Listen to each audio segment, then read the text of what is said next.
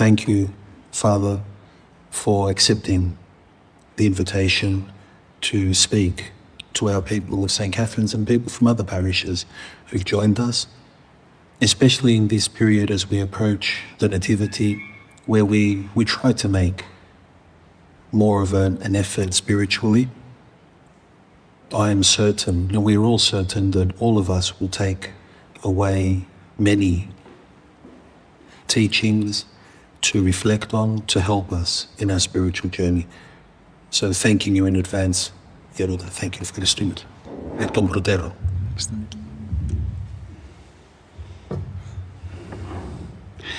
Thank you, Father Panagiotis. It is always a great pleasure and joy to be able to spend some time together and be amongst your blessed parishioners from the blessed indeed parish of St. Catherine's. I'm sure you know that St. Catherine is always very close to us. Whenever we are entering the Church of St. Catherine, we always say with Father Paisios that it is like we are entering a monastic Catholico, a monastic church. And it is also nice to see each one of you familiar faces, to be here tonight and this evening and just share a few thoughts on simplicity. So don't expect much. Everything is going to be very, very simple because it's about simplicity. So I will be telling you a few stories as well. And then you can also ask if you have any questions. So St. Paisios used to say that simplicity is the first child, or you could say the first spiritual offspring, the first spiritual fruit of what? Of humility.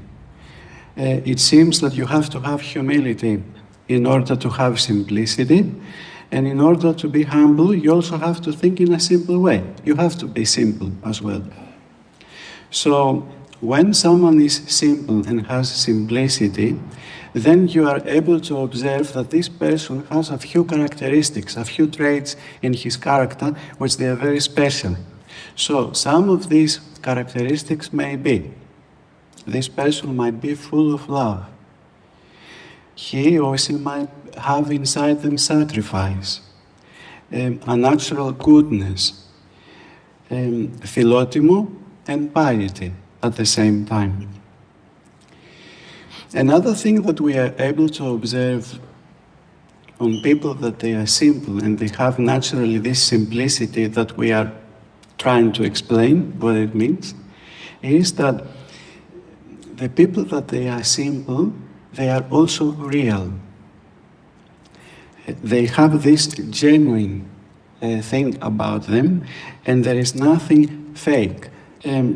And this is a very good reminder for all of us when we are talking about this realness, if there is a word that you can describe it, being genuine and real.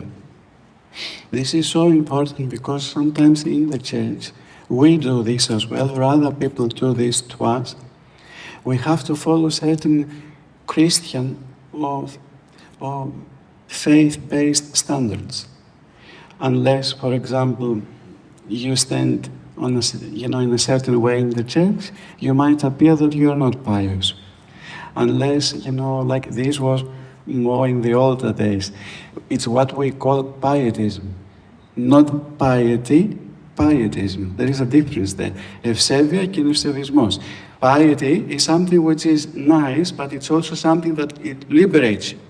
It makes you free. It guides you how you should be in the church, but not with restraints. Like you are free, and you know what you have to do, but this is out of philotimo, out of the love that you have for God. Pietism is something different because it's some standards that they are imposed upon you, and whether you like it or not, you have to follow them, otherwise you might appear something different of all the rest of the people. But what does this show? This shows, and this means then for us, that we are not respected as persons in the way that we were created, but then we are considered as what? Just numbers. one or two of the 50 or 60 or 100 people that they are here today. So it is good to listen to the others, and it is good to receive advice from others, but please be careful and just be yourselves. This is how God created us, and it's so important not to change, but at the same time try and perfect ourselves. This is what we are trying to do during our lifetime. We are trying to purify ourselves, our characters, something great that God has given us, which is so unique for each one of us. And we shouldn't fall into the trap of changing for what? For an idea, because someone says so. It is not like this for everyone. So, people that they have simplicity naturally inside them, you can tell that they are real. They are not pretending. They are what they are. If someone corrects them for their own benefit, they will say, "Oh, thank you so much for the advice. Next time, I'll just take into consideration what you've just told me." And nothing more or nothing less from this. No further thinking why this person has told you this and what's the motives behind it, because this is when things start becoming complicated and we start losing this simplicity which is so important, and yet it is missing from us nowadays. So, and on this I also have to say something else. Sometimes, Father, I don't know if you also come across with something like this. When people come for confession, sometimes people are, πώς το λέμε στα ελληνικά, κομπομένοι. They are a bit, I understand that the sacrament of confession as well, you're supposed to be like with, sometimes with reverence, other times people, they feel also remorse, which up to a certain extent is beneficial and healthy, because otherwise how are we going to accept and acknowledge what we are just about to confess? I'm sure you understand what I mean. But sometimes people, they tend to think that they are not allowed to say, for example, what they believe, what they think, their own personal opinion on their decision making, because sometimes when we go to our confessor, we do also ask about we do not talk only about our sins, our mistakes, our failings, we also talk about what decisions we are going to make, and we ask for advice. At least some people do this. So, and it's interesting to see, especially younger people, sometimes they do have this freedom and this realness inside them to express to their spiritual father or their hieroda, their confessor, what they think it is right for this, what they are about to discuss, or what they are sharing with their spiritual father or confessor. This is something, obviously, it depends on the person, it depends on the character of the person, but for me, for example, I find a lot of peace when people that come for confession, I can see that they are free to express what they think is right for them. Or at least if you give them an advice, then they might have something else to tell you, not just because they want to, not to respect you, or because they do not acknowledge your authority, your spiritual authority, but because we are free. And sometimes even ourselves as spiritual fathers, it doesn't mean that we are perfect and that we know everything. So when we go for confession, or when we discuss with our spiritual fathers, or even in our family, or in a monastery, at the workplace, there is nothing wrong to express our opinions, our ideas, and to allow the people to understand us more of who we are, and that we are not trying to pretend that we are being someone else, but we have to be ourselves. So I think this is very important. Another characteristic of a simple person, a person who has simplicity, is that these people tend to have a purity in their soul. There is something pure there that drives them to do whatever they have to do.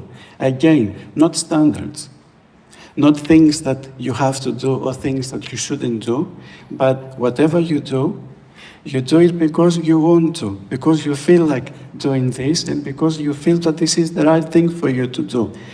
But how does this happen? In the most simple way, in a way which is not complicated. So basically, whenever you find yourselves thinking in a complicated way, stop thinking. Because you might be tired, you might be unwell, your mind might be fried from everything you're going through, and you're not going to come to a conclusion at this moment. Give yourselves a break, and then return back to what you have to think, what you want to discuss. And again, what is your criteria behind it that it's going to work out? Whether you think about what you're going to decide, but in a simple way, not in a complicated way. Our God is not complicated. This is what the fathers of the church say. Our God is simple. Simple. St. Paisios, if I remember correctly, used to say that simplicity is the jewel of God. So the people that are simple and they have this blessed and much needed simplicity, they also tend to have an enormous, an amazing amount of trust to God, which is not curious about. Because we can trust God, but we should trust God completely. Trust which is borderline with what? Surrendering. Basically, just surrendering. Not only trusting Him, but surrendering everything to Him. The fathers of the church also say that simplicity has to do with our ancient beauty. What is this ancient beauty that sometimes we talk about when we are in the church? For example, we talk about it when we chant the Necrosima Eulogitaria, Blessed art thou, God, teach me thy statutes. When we say this, especially during the Mnemosyna or the funeral services, somewhere there it says, we ask God for the person who is diseased to bring back to him what? Their ancient beauty. Whatever they've lost, whatever we've lost. What was this ancient beauty all about? It was all the ancient beauty and the grace of God, the gifts that God had given to whom? To Adam and Eve. And they had all these things before the original sin. And then they lost everything because of their disobedience.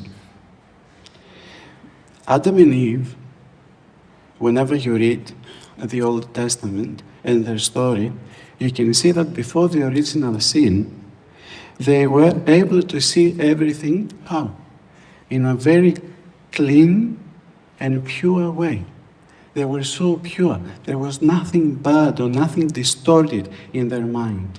There was no any cunning feeling or anything that would suggest anything evil inside them. Why was this happening? Because they were clothed by the grace of God. And when I was thinking about this, I remembered, Father, there is a story from the Hierodiko, from the Desert Fathers. So Hierodiko is a book.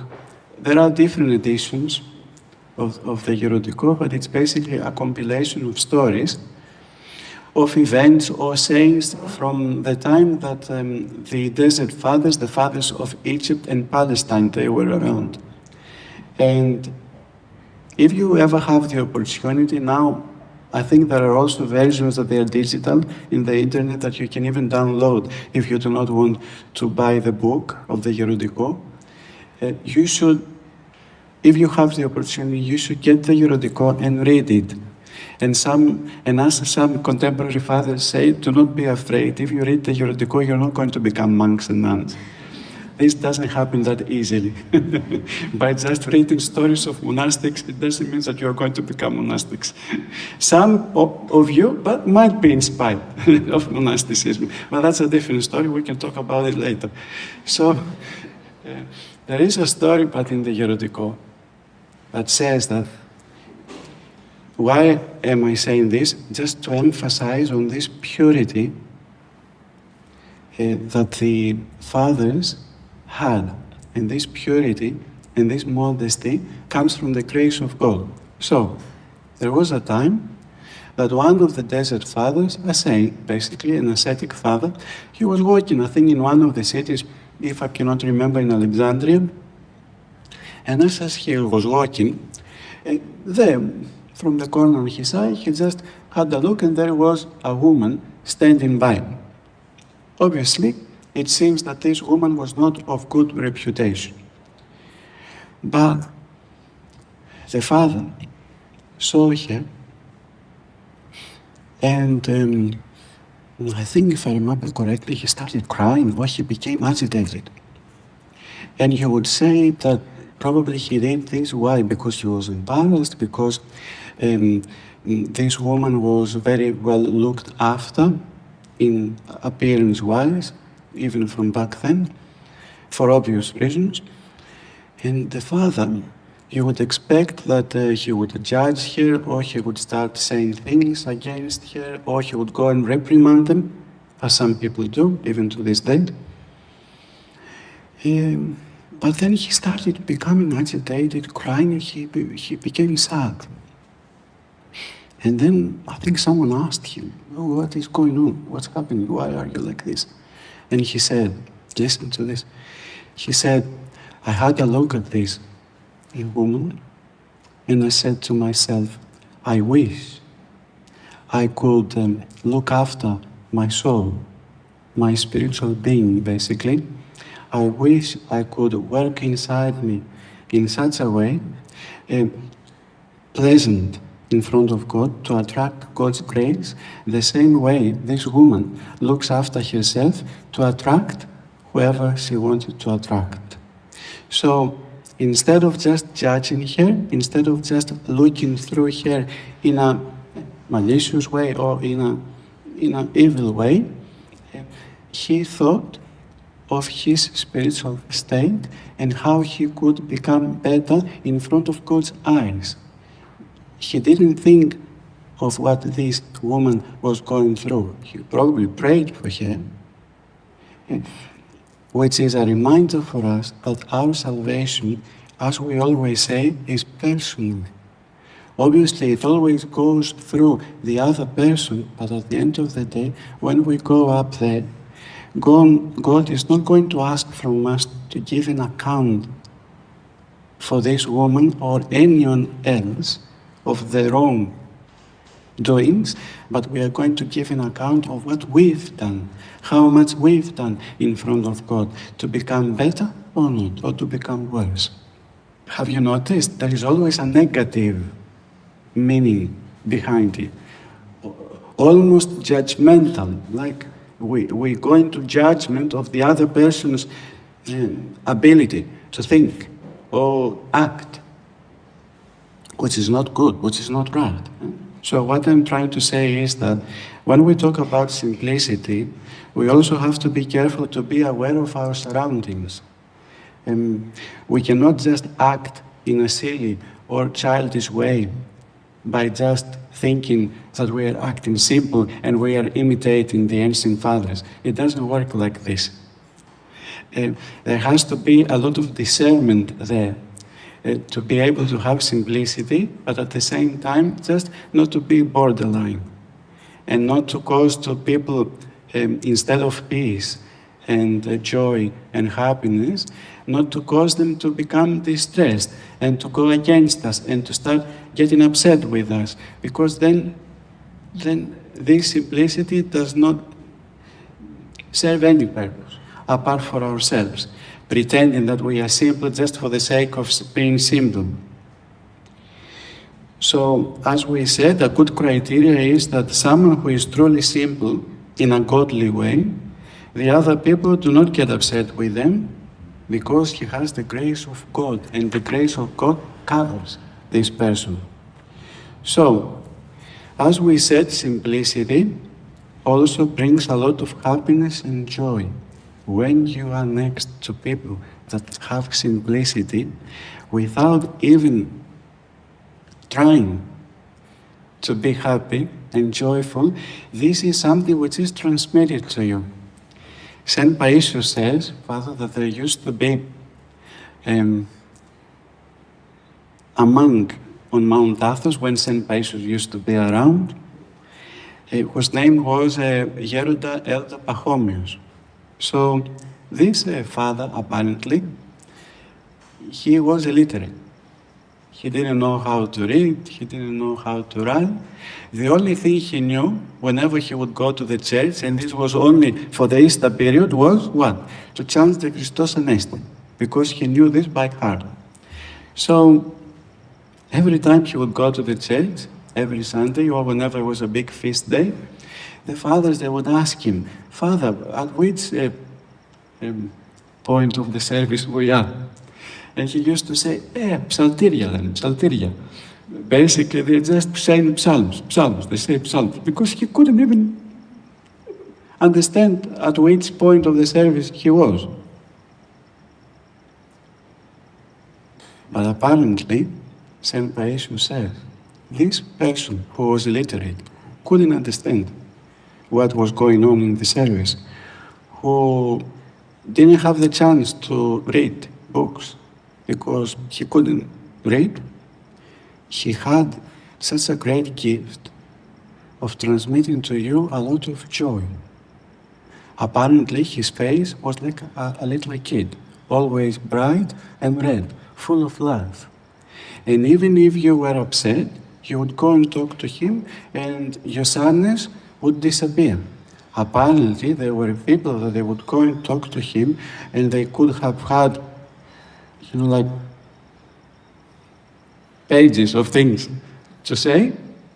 They would just talk to him for a second, and then they would forget about everything. So, simplicity also does this. He gives us a lot of joy for the person who tries to be simple and loving and not complicated, but also the people all around us, they also receive a lot of joy and a lot of happiness.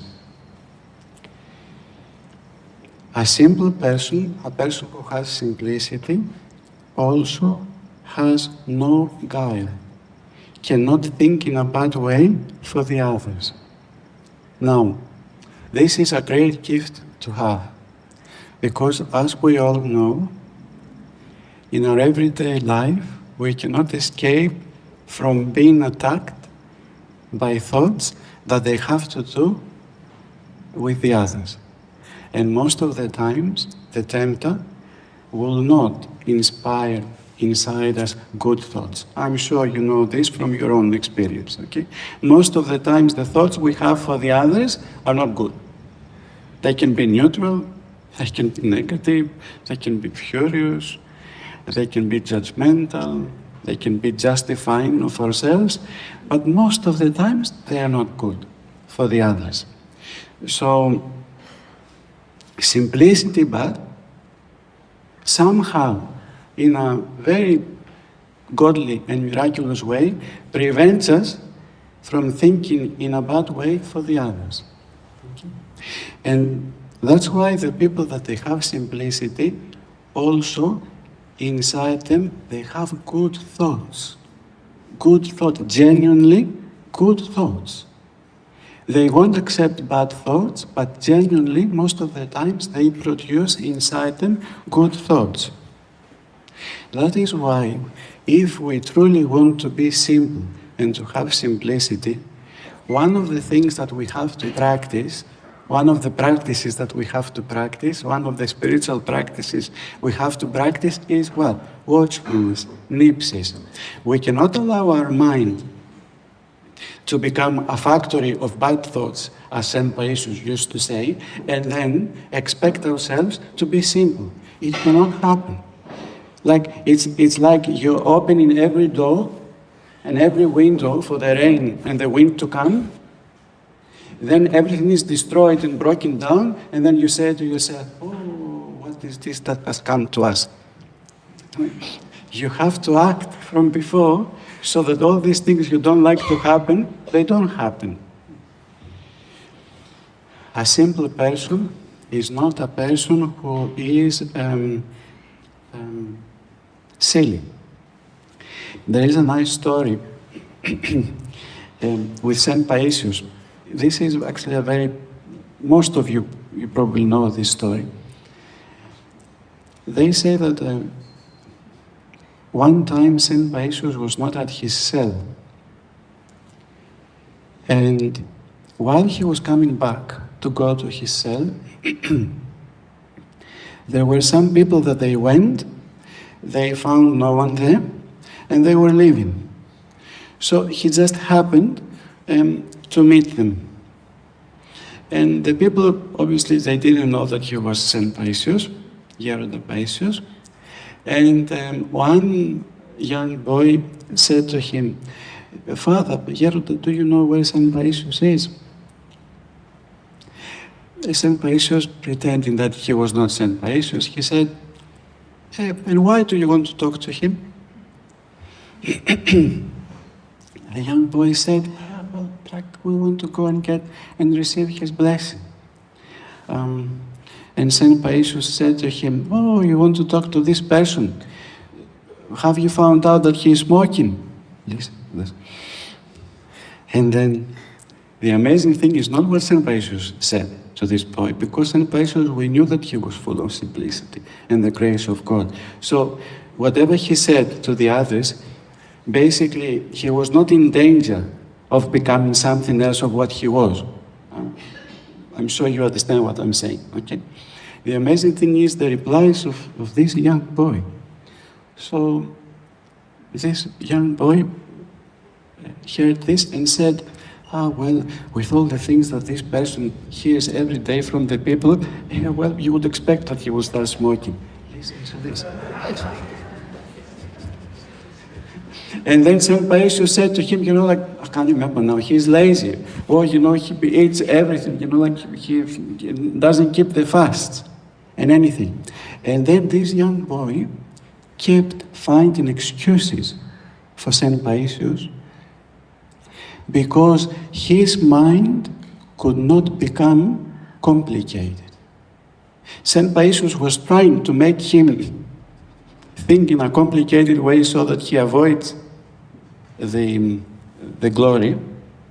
And this young boy could not become complicated, but he remained simple.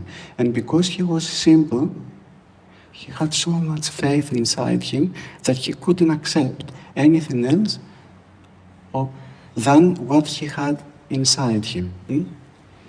There is also a similar story with St. Paisius. I'm sure you also know this.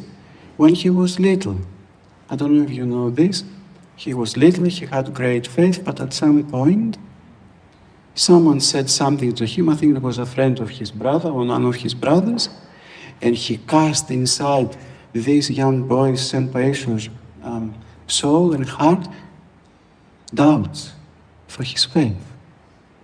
Basically, this person destroyed everything that was inside him. And St. Paisius said to himself, because he was shaken, we would be as well if we were in his shoes.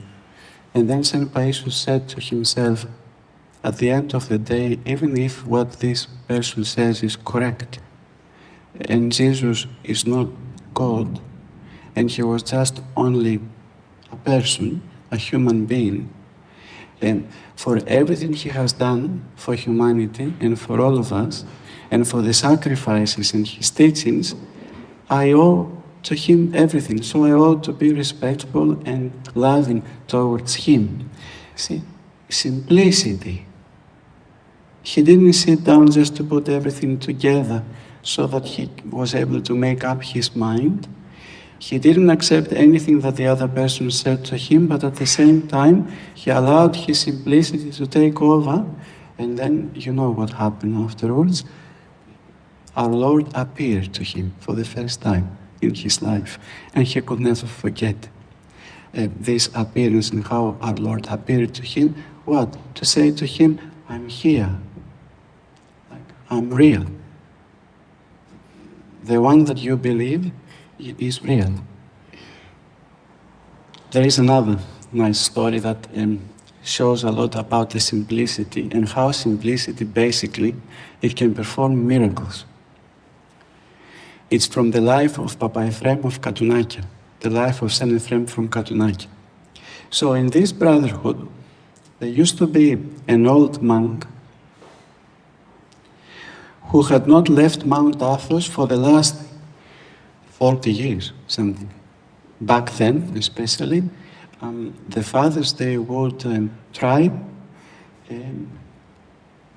if they could, not to leave Mount Athos, because even if it was for a doctor's appointment or something else, they were thinking that they would lose the grace, or they would lose this, what they had built upon for all these years. But for this person, who was an older monk, it was inevitable for him to go out of Mount Athos because he had a severe case of hernia, apparently.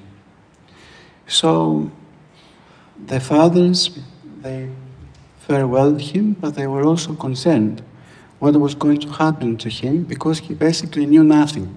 He was like a small little kid just going into a big city. And he had to travel all the way down to Athens from Mount Athos. And probably the last time he was in a big city was, as I said, 40 or 50 years ago, back then. Like enormous changes happening in the course of 40 or 50 years. So the fathers, they were praying for him, and Saint Ephrem, who was also a disciple back then, younger, Saint Ephrem of Katonaki. And so this father, with the prayers of his elder, took his bag and started traveling. Anyway, somehow God helped him to reach his destination, to Athens. He went to Athens. But again, he had to find as well the address that he had to go to have the operation. At some point, he sees two young people.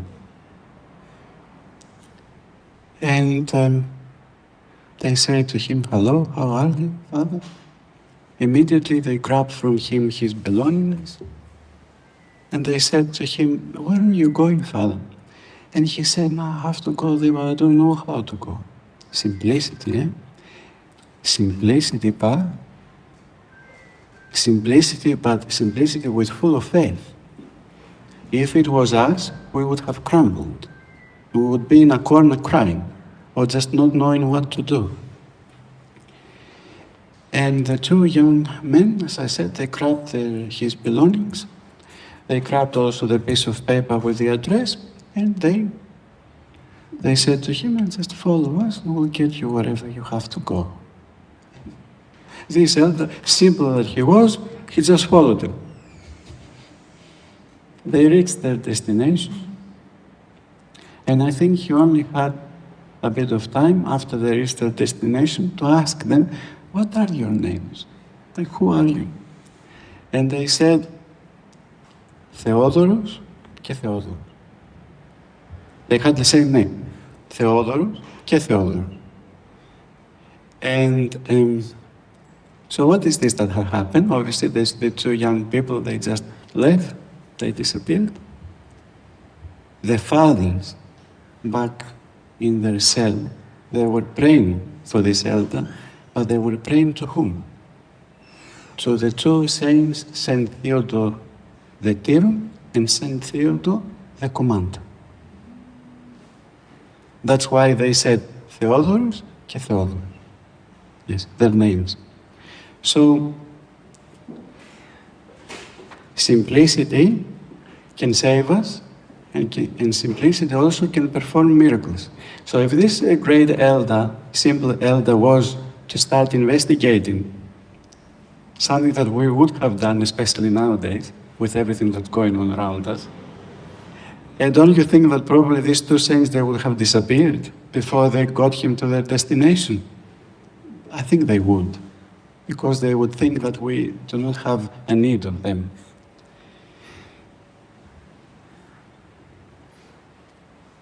So we have to act in simplicity so that we are not stressed or concerned afterwards. Meaning, we shouldn't allow our thoughts to take over because of because of the story that I've just said. What was the problem behind it that this driver kept asking St. Paisius whether the window level was the right one or not for the next 2 or 3 or 4 hours? Because he was missing the point. He had St. Paisius inside his car, For most of us that we haven't even met him, we can't even imagine this opportunity. But don't think that if we were in his shoes, we wouldn't have done the same. We would probably have done worse. Why? Because we allow our thoughts to take over, and this causes us not to pay attention to the moment. The moment. What is this that God gives us? This is what we have to pay attention to. Nothing else. We have to focus on what God gives us. Nothing else. And thoughts sometimes prevent us from thinking in a simple way. So we have to try and be at peace.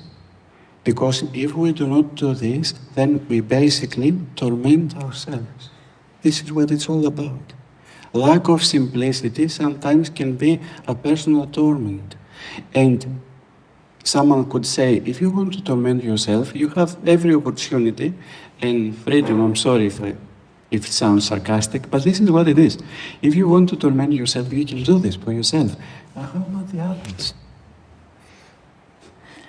Have you asked them, like if they can stand, like the lack of simplicity that entails such details for things that they are not important, or for things that they become important although they are not important. Yeah? Because basically we are tormenting ourselves and the others if we do this. And needless to say that the people that they occupy themselves with such things, from where is this coming from? There must be also a hidden ego there, somewhere there inside them, because they do not want to accept that they are humans and they are not perfect. They are going to make mistakes. Apparently, once, a priest monk on Mount Athos started getting jealous of St. Paisius. And one of the times that some pilgrims, they had lost their way to go to St. Paisius' cell, they found him and not St. Paisius.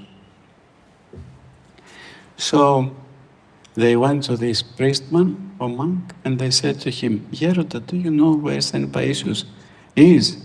Where his cell is? And he said, oh no, I'm St. Paisius. Obviously not St. Paisius, but I'm Hieroda Paisius. Anyway, listen to where jealousy and lack of simplicity can get you. So the people, without knowing, they said, okay, let's go and talk. So he grabs the people, they sit down to talk. He had them talking. Obviously the people had complicated issues and problems. He thought that St. Paisius was just sitting down, talking to them, and all of a sudden their problems, they were just solved or fixed. It's not like this. It was the grace of God that was doing everything. So he sat down, he listened to them for some time. He realized that he was not getting anywhere. He found an excuse, and he sent them to the real St. Paisius. So, simplicity does something else to us. Simplicity helps us not to think highly of ourselves. And even if we have prideful thoughts, which we all do, simplicity, it's something that makes us grounded, just on our feet, not to start having ideas of something we are not. St. Paisius says, what is the solution when you have prideful thoughts? Any idea? What can you do so that you dispel the prideful thoughts? What is the solution of how to handle prideful thoughts? Any idea? It's easy, it's a very easy question. Yes, Nectari? You don't think, yes. That's the most important thing. If you stop thinking, then you're not suffering from any thoughts. But the problem is that if you learn how to do this, then also tell me also how to do this as well. But yes, we have to stop thinking at some point. Yes, otherwise it feels like we are going to go crazy from the thoughts. Anyone else? What do you think? Yes, κύριε Κώστα. Μη σκέφτεσαι να προσεύχεσαι. So don't think, and to add also that we have to add prayer into this.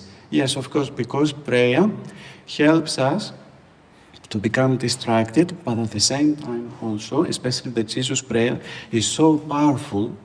It's the name of God. Like when we invoke God's name, God becomes present for us, His grace. So that's why one of the ancient fathers, now I can't remember who, used to say, Ιησού ονόματι μάστιζε πολεμίους. With the name of Jesus, you go and you whip the adversary. So when the thoughts come, what is this we should do? We should invoke God's name. Yes, prayer, yes. Anyone else? I remember reading a certain bishop always saying, always try and have positive thoughts, no matter what comes. Positive thoughts, yes. Thoughts. Yes, yes. That's why he used to say that we have to make our minds a factory of good thoughts and not a factory of bad thoughts. And do you remember the example he used to use? He used to say, for example, if you have a machine which is set to make bullets, even if you throw inside crosses, the result will be just bullets. Okay, so if we have our mind set to create only negative and bad thoughts, even if someone comes and tells us the most amazing, pious, spiritual things, somehow we have such an amazing ability to turn everything bad. We do this. But he used to say, if you have an engine, a machine set to produce crosses, even if you put bullets, it only knows how to produce crosses. So it plays a huge role of how we are predisposed inside us towards thoughts and different things that we face. Anyone else? This is not all these things, they are very good answers, but I just want to share something which is a bit more funny. Yes, George.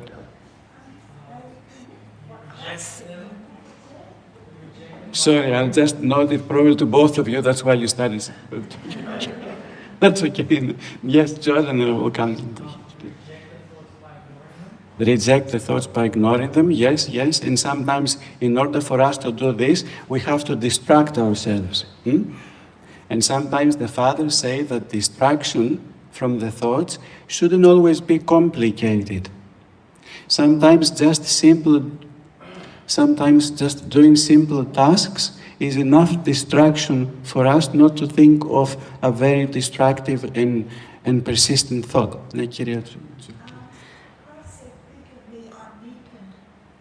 Humbling heart. Yes, yes, and not complicated, as we said. Our God is not complicated. Change the thought.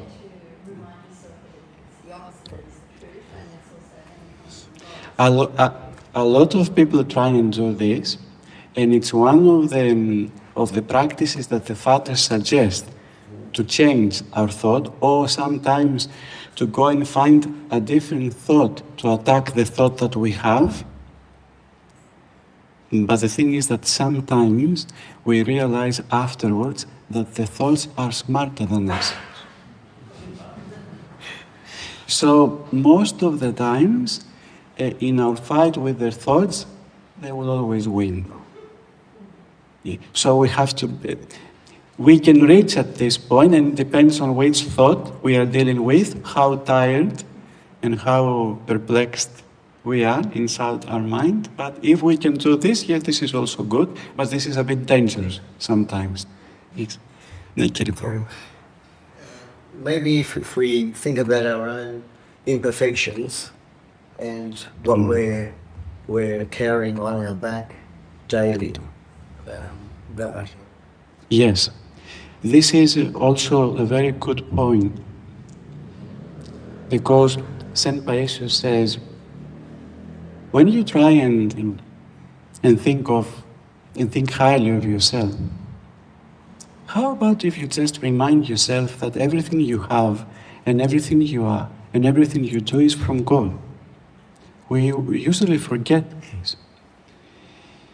And he says, if we don't do this at the appropriate time and when it's still early, then God, because God, He is so kind towards us, He will invent His own ways to make us understand that we are not what we think we are, especially when we think highly of ourselves. So what is this that God does? What is this that God does? Humbles us. This is what St. Paisius says happens when he goes and he grabs the screwdriver. This is how he describes it. God grabs the screwdriver and goes inside our mind and just makes a screw a bit looser. Yes. This is what St. Paisius says. Και μετά λέει ο Άγιος Παΐσιος, τότε η βίδα ξελασκάρει. Δεν το λέμε αυτό. Στην πατρίδα μας αυτός λένε η βίδα ξελάσκαρε λίγο. Λέμε. And what is this that happens then? You see people like becoming from one extreme to the other.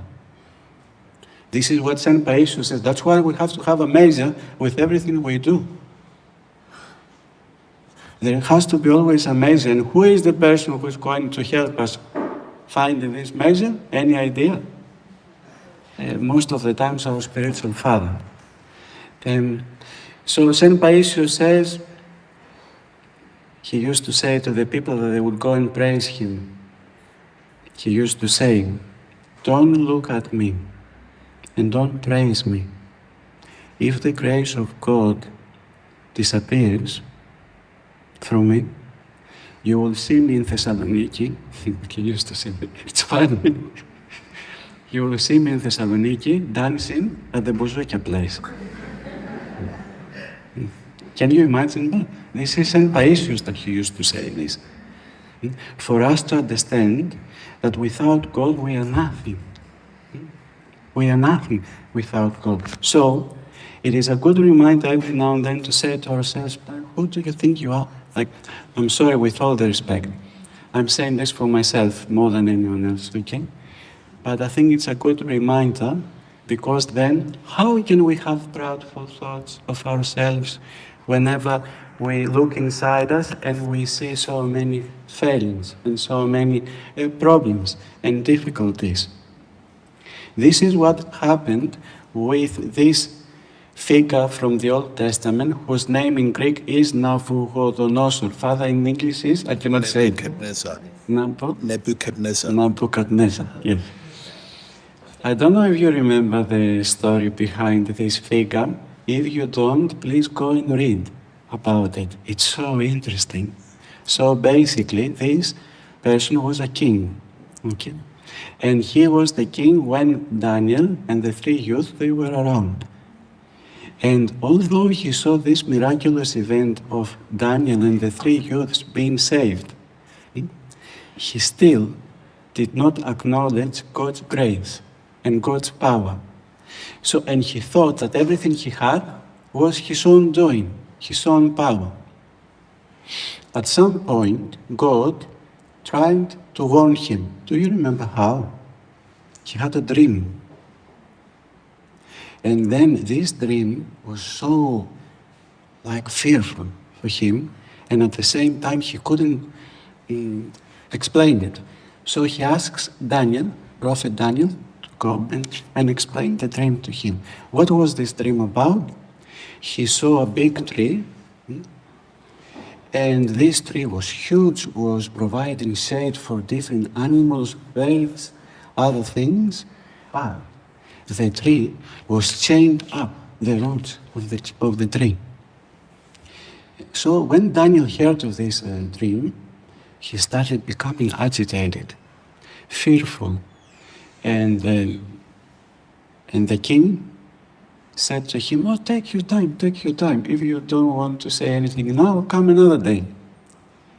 And Prophet Daniel said to him, I pray, I hope that what this dream is all about does not happen to any enemy of yours. Who was the enemy of this king? Who was the enemy? He had no enemies. He had everything. It was himself. So this is what this dream was all about. Anyway, the king didn't listen to the dream, didn't understand where he was going. So it's so actually interesting and funny at the same time. One day, apparently, I was reading about it yesterday, that's why actually I remembered it, but I wanted to see exactly how the story goes. Apparently one day, as he was in his palace, he sees through the window, and he sees the city that it was under him. And he says to him, oh, look at this city. Everything is because of me, of my glory, of my riches, of my governance, and everything. At this very moment, God takes away the grace from him. And how does he enter? Do you remember? Yes, Nectarine.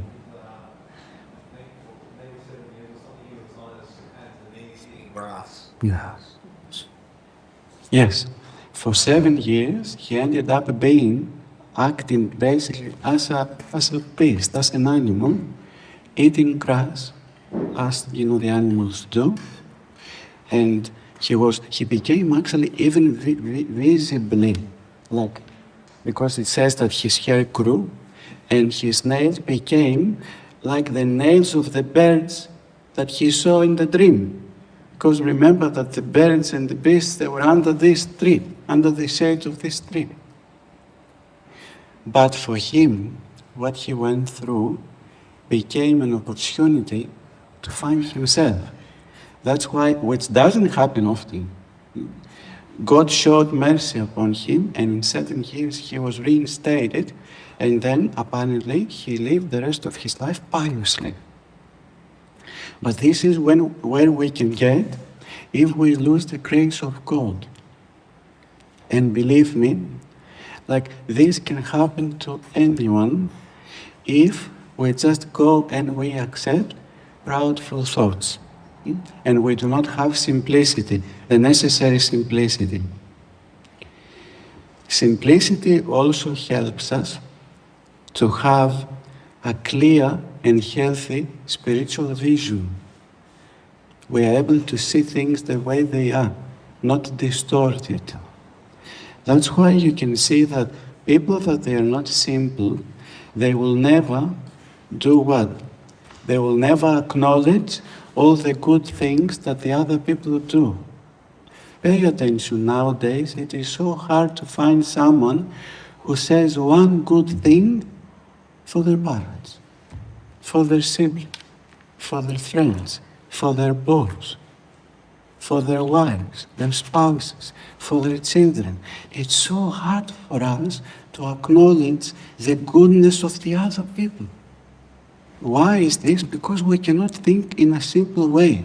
We think that if we acknowledge the goodness of the others, that we are threatened. Threatened by whom? By whom? By the others? No, by ourselves, by our own selves. We are threatened. I just remembered that I didn't give you the answer, my answer to all the questions that I had. Anyway, we said that today's talk will have a light character. So anyone else, any other suggestions of what we should do to avoid our thoughts or to deal with our thoughts? Yes? Keep busy, Father. Keep busy, yes. The monks used to do a lot of gardening, cooking. We're going to pull out weeds from that. Idleness, just having an idle spirit, is the worst thing you can do for the spiritual life, but especially for our thoughts. Anyone else? Yes, Nectarine. Maybe say, the question of the both line to start to see where it's best. Words that how not precisely so basically using this means power yourself because you see speaking maybe about a fantastic version of yourself which you identify with so as soon as you come back to reality. it's good every now and then if we just have a reality check. And you know how we can do this? I was going to say this towards the end, which we are, be patient, we are going towards the end. One of the things that we can do so that we can grow in simplicity is allow the people around us to teach us simplicity. Allow the people all around us to correct us and teach us the right way. Because if our eyes are pure and clean, we'll always find good examples all around us. So what I was saying is that the solution that St. Precious gives to us, amongst all the other things that we said, is the only thing you have to do is just laugh at your thoughts. Like, come to your senses and understand that you become a laughing stock if you think that you are something special or precious. Okay, I'm not saying, obviously, like to have a negative attitude or lack of self-confidence. I'm sure you understand what I'm talking about. That's a different thing. And that is why pure and genuine simplicity does not cause sadness or lack of self-confidence.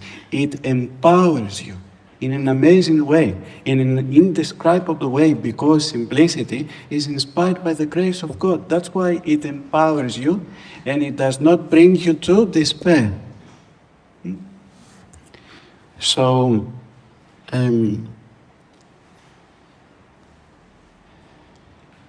if we have simplicity, we are not afraid to love the others, and we are not afraid to love God. Even this sometimes is very hard for us, because we think that if we love the others, we feel threatened, and we feel that we are giving away something which is ours, which in reality, this is what love is all about. You cut yourself into pieces and you give it to the others. This is what love is all about. Okay? Simplicity also gives us, in an amazing way, what else? An insight, a wisdom, something that books or courses or university degrees cannot give us. That's why people that they used to be simple, they used to be knowledgeable, but in an amazing way, in a simple and yet powerful way.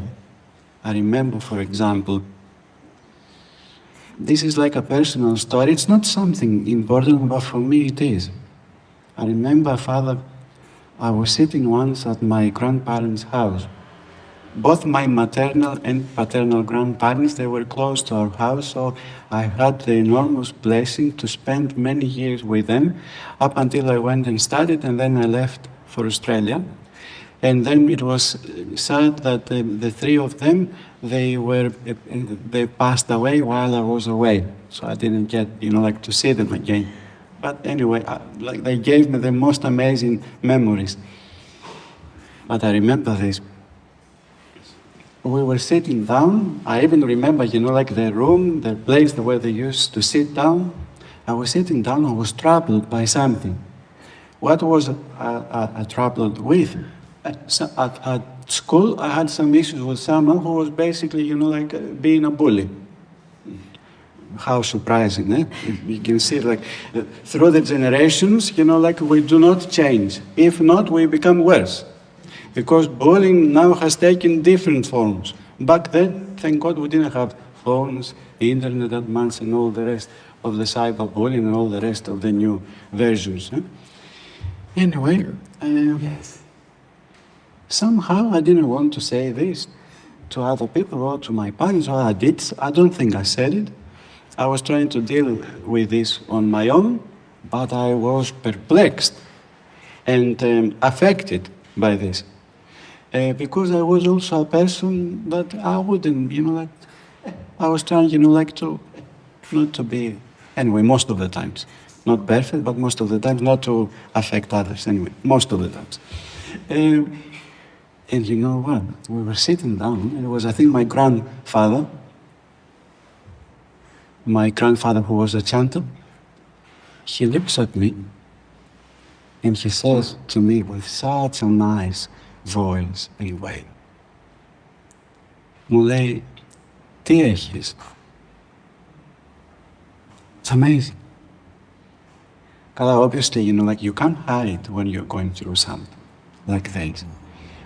But isn't it surprising how I was thinking about that the other day, that how it was only him that he was able to pick this up.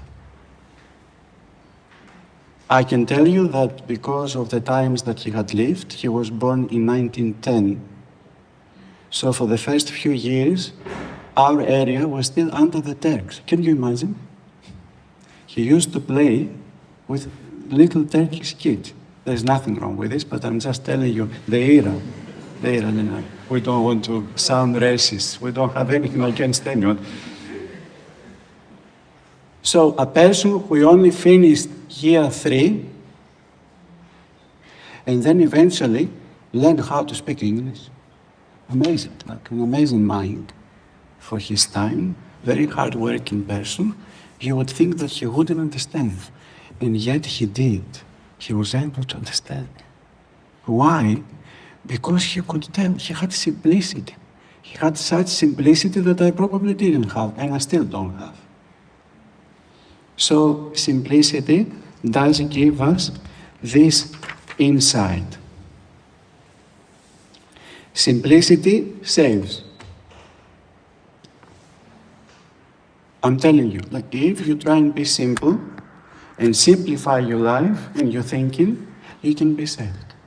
Because then there won't be things troubling you, and even the thoughts that they will trouble you to make you fall, because this is what most of the times thoughts do. They either make us feel perplexed, take away from us our peace, or they make us fall in one or the other way. Simplicity saves. Do you remember the life of St. Paul the Simple? St. Paul the Simple was a disciple of St. Anthony the Great. This is another life of a saint that you should read. It's amazing. Short life. So basically, St. Paul was advanced in age. At some point, he goes back home and he realizes, I won't give you details, he realizes that basically his wife was not for him. It was not his fault. Although you can imagine, the state of mind and heart he ended up being by just, experiencing what he experienced.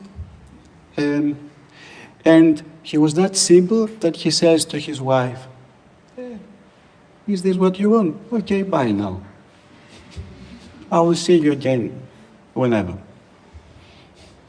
He says to himself, all these years it seems that it didn't work out.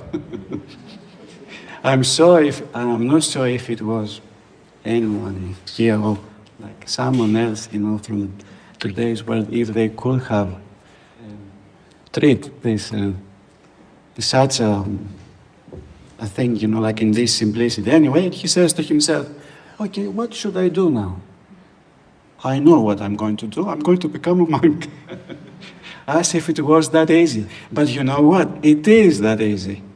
It is that easy. That's why Elder Ieronymos of blessed memory of Simonopetra says, because monastic life, the end goal of the monastic life is our salvation, our sanctification, holiness. Have you noticed the end goal of monastic life is the same like the end goal of every one of us? That's why Elder Ieronymos says that everyone can become a monastic if they want to. Because the end goal is something which is not something alienated from what we are trying to do. Anyway, so where does he go? He says to himself, I should go to St. Anthony the Great. St. Anthony the Great, one of the strictest saints. The teacher, ο καθηγητής της ειρήνης. The teacher of the monastics, St. Anthony the Great. So he goes, he knocks on his door of his cave. St. Anthony realized there was someone there, wanted to become a monk, and he said to himself, leave him there for a few days. He will just turn around and go. He won't be able to persevere. St. Paul, but he was determined because he was simple. And he had enough, basically, from the world. As some of you, every now and then, probably you feel like. So he keeps knocking, and he keeps knocking, and he keeps staying outside of the cell. At some point, St. Anthony the Great says, I should do something, because one of the wild beasts, back then there were still wild beasts in the desert, lions. We have in the lives of the saints of St. Ieronymos, for example, we can see that there were lions. St. Anthony says, well, if something happens to him, and then it will be my fault, my crime, my responsibility. So he opens the door, he greets him. St. Paul the Simple says to him, I want to become a monk. He was advanced in age, but St. Anthony the Great said to himself, oh, he won't last. I will just try, like a few things with him, he will go. So they spent their day. The time came for food. They raised, they stood up, they started praying. They had in front of them dry bread, soaked dry bread with water. They started praying patiently. Then St. Anthony the Great said to him, Paul said to him, we prayed, let's say that we have eaten. Let us continue now with our life. Basically, they didn't eat. He was trying him. And then St. Paul said, well, if this is what you wish, let it be blessed. Simplicity, Anyway, long story short, I think this happened 2 or 3 times. St. Anthony the Great understands that the person he had in front of him was a very special person. That's why then he was named St. Paul the Simple, Populus. Ius Pavlus or Populus. He makes a cell for him, he dwells there for some years, up to the point that a demoniac goes to St. Anthony the Great, and St. Anthony the Great prays, but at the same time he receives the information from God that this demon could not get out of this person apart from the prayers of whom? Of St. Paul the Simple. So they go to, it's such an amazing story. They go to his cell, St. Paul the Simple. He realized what they were asking from him, and he said, who, me? I'm going to do this. St. Anthony the Great insisted, and then St. Paul, he starts praying. I think he got up on a stone, if I remember correctly, and he said, I'm not going to come down from this rock unless the demon goes out of this person. And apparently the demon left from this person immediately. This is what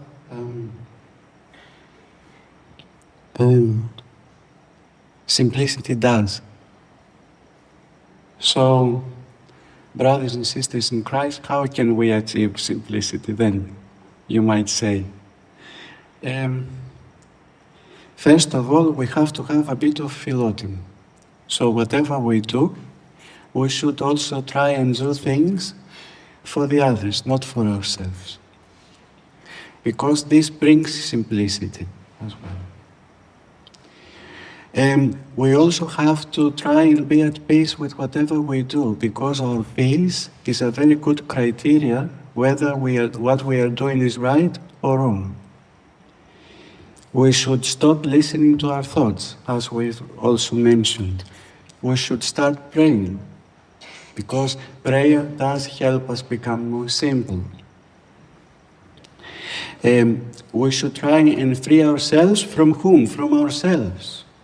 How can we do this? By just focusing on God, and only on God and nothing else. Although nowadays our minds are so scattered that we cannot focus on God, even for these 5 or 10 minutes that sometimes we suggest to you to sit down and just, do a small prayer. Even for these 5 and 10 minutes, and then sometimes, I don't blame you, we are all the same in this. Sometimes you come back and you say, Hieronymus, I tried, but it was like a storm. What do you expect? for the whole day, if we allow our mind to become full of so many thoughts and pictures and images and ideas, we can't just go then for 5 and 10 minutes and pretend that we are ascetic and holy. Like, there has to be a continuous struggle in trying to deal with our thoughts. We should allow the others, as I said before, to teach us simplicity. All around us, there are many examples of simplicity. It's just that we should allow them to teach us the necessary simplicity. We should try and understand ourselves more, because if we do this, then how can we brag about ourselves? And then also, we should try and be slow to respond. Quick to pray, but slow to respond. Slow to understand things that you cannot understand. Things that they are complicated, and it might not be the time yet to understand them. Because if you don't do this, then this is when things, they start becoming more complicated. We should try and accept things, the things that God has arranged for us, even though we do not agree with them. I'll just finish with a last story. I'm sure you all know about St. Joseph the Hesychast and his fellow ascetic, Elder Ieronymos. Amazing people, amazing spiritual figures. One of the times when they were still on their own, and they were the two of them, then they started slowly accepting more fathers, like Papa Haralabos, Elder Joseph from Atope, Elder Joseph from Philotheo, and then in America, which they were amazing spiritual figures, and basically each one of them, they became an abbot, and they revived monasticism on Mount Athos, and not only on Mount Athos, but also abroad in overseas, like Elder Ephraim in America. But the early years, not many people considered them that they were something important. Even later on, they didn't consider them that they were important. Yeah, at some point, because they lived such an austere life, basically they were clothed with sacks. They didn't even have money for zostikak, for what we are wearing. They were clothed with sacks that back then they used to store wheat and sugar, legumes and all these things. They would find them and make clothes out of them. At some point, but they were so weak because they hadn't eaten anything for many days. So they said to themselves, Elder Joseph, who was the Yeruda of Elder Ieronymos, let us go, they said to themselves. It was transfiguration, the transfiguration. Let us go to this monastery. Now I can't remember which monastery it was. That the monastery was celebrating on the transfiguration day, and they went there because on that day, as you know, we are allowed to eat fish. So where would they be able to find fish on Mount Athos? They were ascetics. They went. They prayed for many years. They prayed for many years, but they prayed for many hours. The monastic Athonite vigils, they take forever, hours. We are talking about 12, 14 hours, non-stop. Vespers, Matins, Divine Liturgy, Holy Water Service, Kerosma in between at the guest house, hours. They prayed, they stood still, they gave everything they could to God, they focused. It was the time that after the long vigil, you're just about to go and eat. The fathers, they started going into the dining room. I have very fond memories of such moments because when I was in Simonopetra, I remember how nice it was that the time would come for all the fathers to come then to the dining room and eat together. The dining would be full of smoke of the incense, like it was like a cloud from the kadzir, of the fathers, because the dining it's the continuation of the divine liturgy. It's like a mistagoggy, like a mistagoggy. It's like the continuation of the divine liturgy, the dining. That's why the dining rooms, they are built like a church, in the shape of a church. So the time came, everyone went in. When the two fathers, they were just about to go in, someone goes and says to them, "What are you doing? Look at you. You are dressed like this and you are going to be part of the formal trapeza, of the formal dining." Can you imagine? Can you imagine? It's in the book that describes the life of Saint Joseph. It's an amazing story.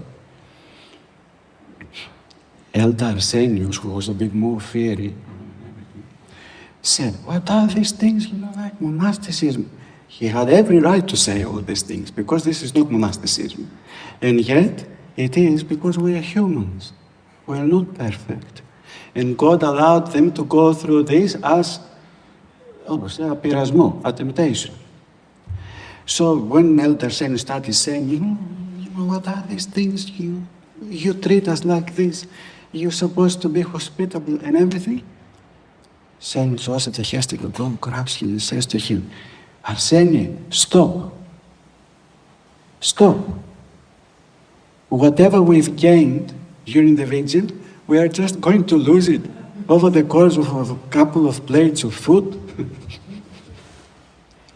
If we don't eat, we don't eat." But remember, one of the reasons also why they went there, it was also for them to eat. Like, we cannot understand such things because we haven't lived during an era that you have nothing to eat. Can you imagine being hungry for all these days and expecting to have a plate of food to eat, and then having not anyone, but monastics, fellow monastics, to tell you, you do not belong here, just go out because you are dressed with sackcloths and you are not properly dressed. So, Saint Joseph said to him, "Arsenie, stop. What are you saying? This is not how we should be." The moment they stopped and they said to themselves, well, if God doesn't want us to eat, we'll continue. We know how it is not to eat. What is this that happens afterwards? One of the fathers who was at the back, because usually at the back of the trapeza there is the kitchen, the cuisine. This is how it was as well in Simonopatra. Sometimes also for the big panegyria, the diakonites, the people who would serve, they wouldn't be in the trapeza, because in the trapeza we would have all the people that they were the guests. We would eat at the back.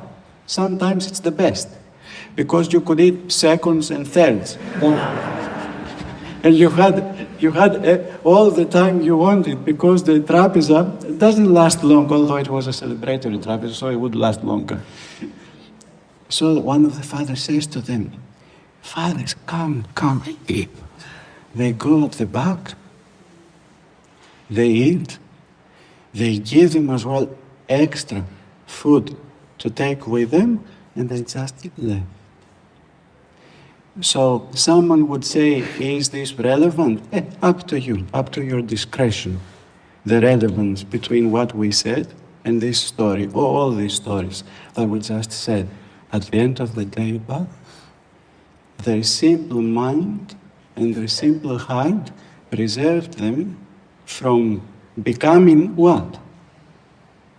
What, I'm sorry for saying that, what the other fathers they were, how they treated them, for whatever reason they treated them like this. We are not here to judge, because if we judge them, then we might end up doing the same thing. This is what they say on Mount Athos, by the way. Be careful not to judge anyone and not to say anything against anyone, because on Mount Athos they say there is always a spiritual law which says whatever you judge, it will happen to you. And most of the times it happens. So we're not here to judge, but at the end of the day, their simplicity, their kind heart, their purity of mind and soul, preventing them from falling into sin. And at the end, who was the one that won? Themselves. They just got what they wanted, and then they were able to live. Forgive me for my long talking, and for And for all these stories, but I'm sure sometimes we can relate to what we say more with stories than with just words. Father, I don't know if you want to say anything. No. I certainly don't dare to add anything. But what you said reminded me of what Jesus said about our eye being simple. And maybe sometimes we overlook that word and translate it in our mind to be good or pure or anything else. And we forget the actual virtue of simplicity and how important it is for our spiritual struggle. Thank you for sharing. Are there any questions that people have for Yehuda while he's here? Oh, Say something. For this topic or any other topic, if you want. If you still have, sorry, Kyrie, if you still have patience and simplicity to continue. With this talk, you remind me of my father. It was a very simple man. He tried to run a business, but wasn't really a businessman. Because he was simple. He mentioned things about life. The people that knew him, he always laughed. He always happy. And he wasn't really educated. I think most of our parents were working a few wrongs. And he was very he was something I think that's what got him on our parents. He's a good city. Also, I read this funny book called St. Joseph Hesychus. We didn't finish. He didn't finish primary school. And God taught him everything. It was soon the bullets. Yes. It's amazing, actually, if you think about it. When we think of our faith, we always try and think of our faith in a complicated way. It happens automatically inside us. And we forget that before us, there were so many people before us, and they were so simple, and yet they became holy and very spiritual. So sometimes you're wondering, what is this that we are lacking? And what are the things that they prevent us from just experiencing what you just said for your father? Just the simple things in life. The simple things, they are also very important.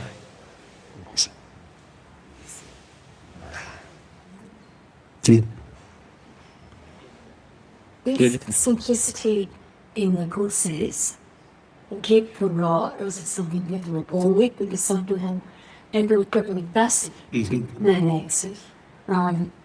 So some of it only meant you were quiet or the morning. And then at the same time, especially young people, when you live with young people, the lives are so complicated and the thoughts are so complicated. How do we help them, or how do we live with them? So we just concentrate on the virus that local to influence them. This is a very good question, and I was going to talk about this, but yes, I got caught up with the stories. You're right, Kyria Katerina. Not everyone is the same. Some people, they inherit a natural simplicity. Maybe because of their parents, of their genes, I don't know. And other people, they have to work very hard to acquire such simplicity. St. Paisius says that the people that they are born with natural simplicity, they don't have that much of a struggle, but at the same time, their reward is not also that great, because they don't have to work that hard to get there. When other people, they have to work very hard, and it's a struggle to get there. With younger people that, forgive me for saying that, including myself, I think with younger people it's even harder because our society all around us teaches us anything but simplicity. It's the opposite, actually. If you are simple, you appear weak and incapable, incapacitated for doing things. People take advantage of you, and by no means simplicity does not mean that we allow the people to walk all over us. So with younger people, I suppose, as is the case with many things, we have to teach them by example and also by being patient. Because this is another thing, forgive me for saying this, but have you noticed there are some things in life that we can't just get it. We don't get it. You can have, as I have said many times, στο χωριό μου λένε, ένα χωριό κόσμο να πάει να το μιλήσει αυτόν, πάλι δεν θα καταλάβει. Έτσι λένε στο χωριό μου. You can have thousands, hundreds of people trying to convince you about something. If you're stuck on something, which young people actually do get like this, you can't change it. You can tell them, no, it's not like this, but please, change, it's not like this. No. So sometimes people, they have to go through what they think is right for them to understand that they were wrong. It shouldn't be like this, but it's a shame, actually, if we have to do this for the people to understand, but that's a different story. And another thing that I was going to say with simplicity is something that it is added on. Some people, even when they are naturally simple, they grow in simplicity as the years pass. For example, anyway, I said I was not going to say another story, but can you say this? Αχ, Father, τι να πείτε κι εσείς. Τι να πείτε κι εσείς, μπλέξατε μαζί μου. Λοιπόν, there used to be apparently, this is a true story, a monk, I think in Vatopedi. I think I've said this in one of the previous talks, I think here in St. Catherine's. But for the people that they were not around anyway, or just to refresh it. There used to be a monk in the monastery of Vatopedi who used to be married before becoming a monk.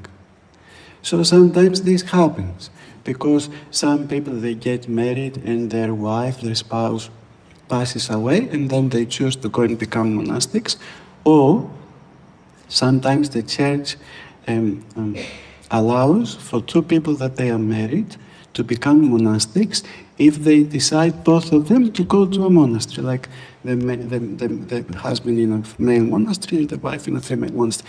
This has happened many times, and we have beautiful, amazing, very special examples also from here, from our city, and from our community, that these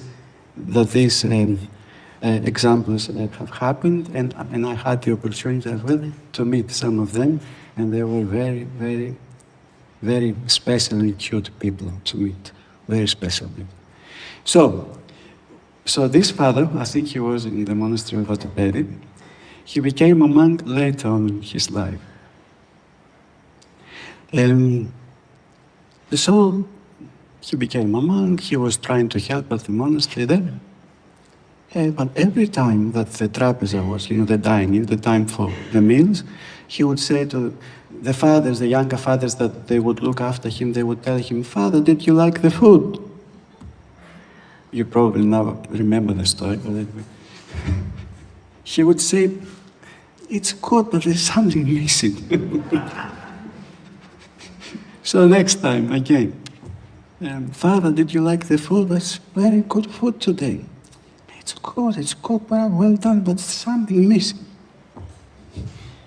Anyway, this continued up until the day that the food got burned.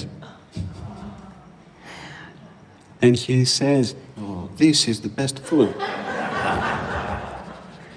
Simplicity. So what is this that had happened, and how is this relevant to what we said? Simplicity is slowly cultivated if we have also good intention and good something goodness inside us, something good inside us. So what had happened was, all the years that he was married, every time his wife was cooking, she was burning the food. And he was so kind-hearted that he thought that this is how food is supposed to be. Now tell me, isn't this the best example of simplicity? That's why simplicity actually saves. Simplicity can grow like inside you in such an amazing way, and it can inspire so many other things: humility, love, respect, and so spirituality, prayer, the grace of God. And then probably realized that this is not how the food was supposed to be. But it was too late for him, thank God.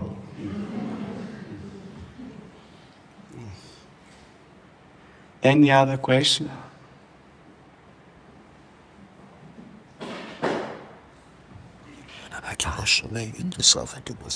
If I'm offended.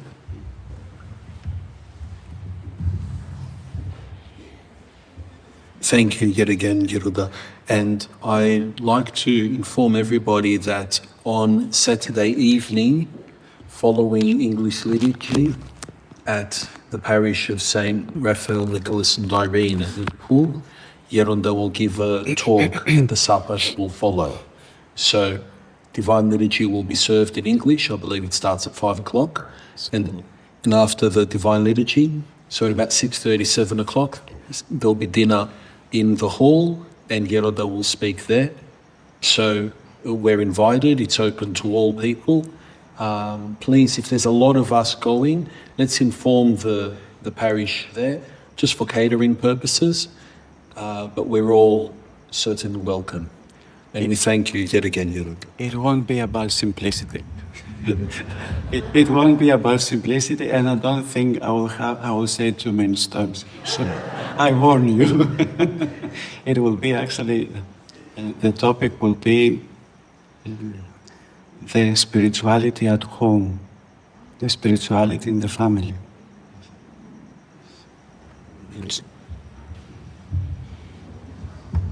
Thank you, Yeruda, yet again. And that's Thank you.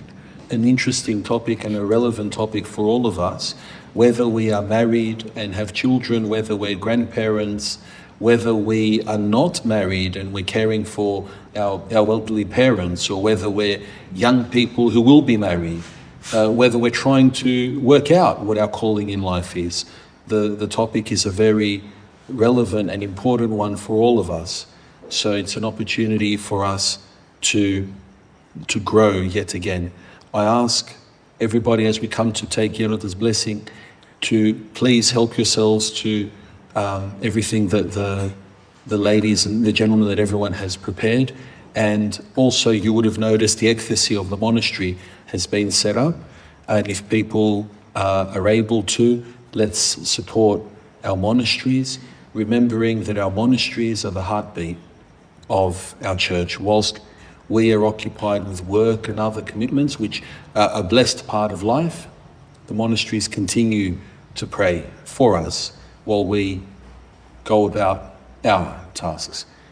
I thank you. I thank everybody for coming. Και Γέροντα, πάλι σας ευχαριστούμε. Εμείς ευχαριστούμε. Η Thank you ενορία so της much. Αγίας Εκατερίνης, όπως γνωρίζετε, πολλά χρόνια, πολλές δεκαετίες, στηρίζει και την Ιεραποστολή και τα μοναστήρια και έχει μια ιδιαίτερη αγάπη για το μοναστήρι του Αγίου Γεωργίου, αφού για πολλά χρόνια την εορτή της Παναγίας της και την Οπετρίτης σας γινόταν εδώ. Ερχόταν εδώ η εικόνα για προσκύνημα. Ευχαριστούμε. Ευχαριστούμε. Ευχαριστούμε. Ευχαριστούμε.